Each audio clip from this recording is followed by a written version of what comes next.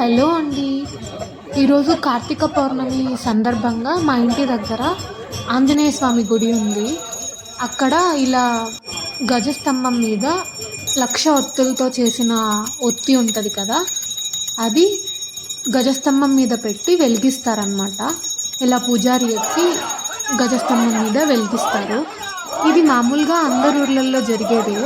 ఏమంటే ఇక్కడ ప్రత్యేకంగా ఏం చేశారంటే, నేను లక్ష ఒత్తులు ఇలా అఖండ జ్యోతిలాగా వెలిగేది నేను చాలా చోట్ల చూశాను. కానీ ఇక్కడ ప్రత్యేకంగా కోటి ఒత్తులు కలిపి ఒక్క ఒత్తిగా చేసి చూడండి. ఇక్కడ నేను చూపిస్తున్నా కదా, అది కోటి ఒత్తులు ఉన్నాయి. కోటి దీపాల్లాగా కోటి ఒత్తులు ఒకే దాంట్లో పెట్టి నెయ్యి వేసి ఇలా పూజ చేసి వెలిగిస్తారనమాట.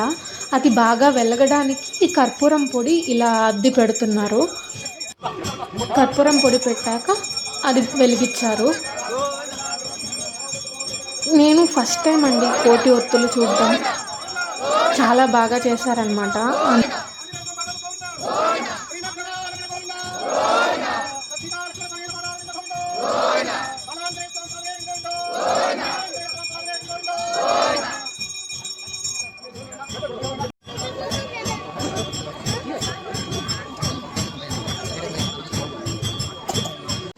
అలాగే దీంతో పాటు పాగా అని అంటే దండలన్నీ వేలాడేశారు, దాన్ని కూడా వెలిగించారు.